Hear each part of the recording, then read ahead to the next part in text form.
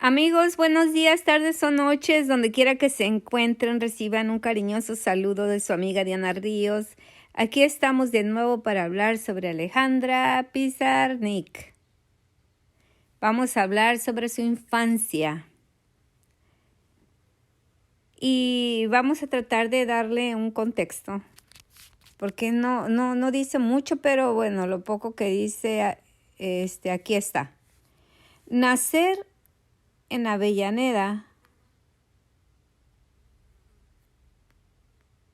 un suburbio de Buenos Aires, no fue nada fácil para Alejandra Pizarnik. Su familia era de origen ruso-judío y arrastraban de forma permanente el dolor de haber dejado su país de origen. Las marcas del Holocausto, del horror y las pérdidas personales vividas durante la guerra. Esa sombra debió crear una impronta temprana en ella, una herida heredada que se agrandó aún más por un físico que no aceptaba. El rechazo de una madre que valoraba más a su hermana y por una salud en la que el asma y la tartamudez limaron gran parte de su infancia.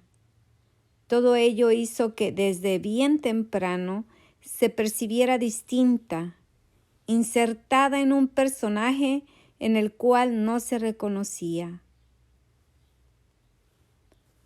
El viento muere en mi herida, la noche mendiga mi sangre.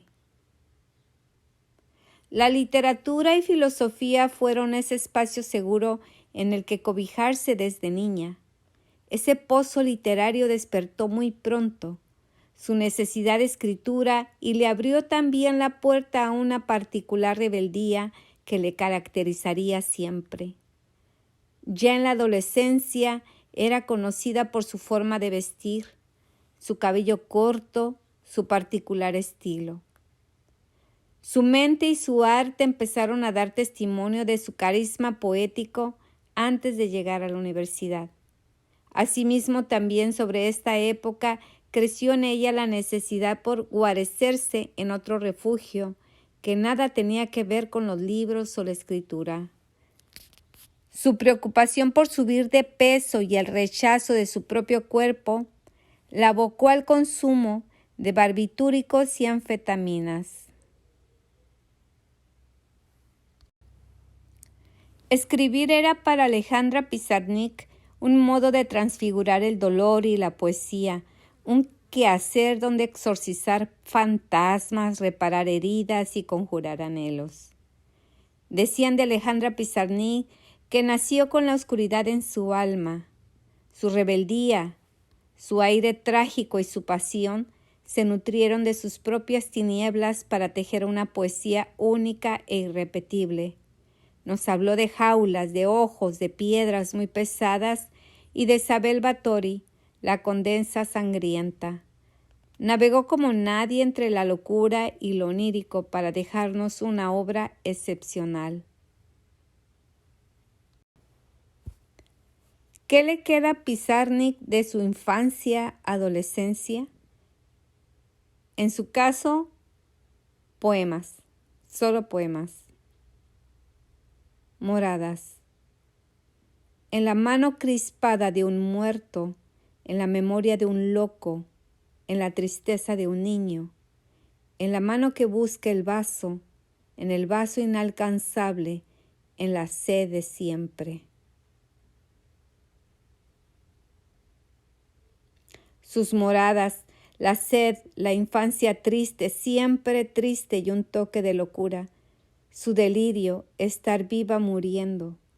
¿Presenciamos aquí también una comedia? ¿Cuál es el hogar? La memoria del loco vuelve a reír de lo real y el sinsentido demuestra la caducidad del sentido. El niño triste sabe que el vaso está vacío, es finito y aún lleno será incapaz de saciar su sed. Habitar la infancia para Pizarnik solo fue posible desde las letras. Es otra forma de no morir o de morir con inocencia y con un poco de ternura, de llorar aún por el hombre y su sed, más ¿de dónde viene su sed? ¿De qué tenemos sed? Estás enamorada de la muerte, le hace notar un amigo a Pizarnik en una tarde de café. Solo responde sonrojándose como si se le hubiera descubierto un amante. Y no deja de asomarse a mi cabeza la tristeza del niño que descubre que la muerte es para todos los vivos y tiembla y sueña con ella. Por eso la infancia triste es un lugar constante en su poesía. Hay pocas imágenes donde sus niñas sonríen o juegan.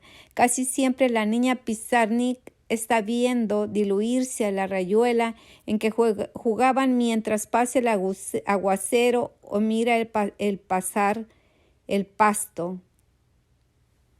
El juego se ha acabado, ha devenido conciencia de la finitud, temor, lluvia. Infancia, hora en que la hierba crece en la memoria del caballo, el viento pronuncia discursos ingenuos en honor de las lilas, y alguien entra en la muerte con los ojos abiertos, como Alicia en el país de lo ya visto.